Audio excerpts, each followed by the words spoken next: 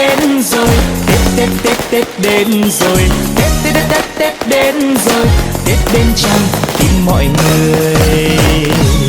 Mừng ngày Tết trên khắp quê tôi, đàn hoa thơm khoe sắc xinh tươi, đàn em thơ khoe áo mới, chạy tung tăng vui pháo hoa. Mừng ngày Tết trên khắp quê tôi, người ra Trung ra Bắc vô Nam, dù đi đâu ai cũng nhớ về chung vui bên gia đình.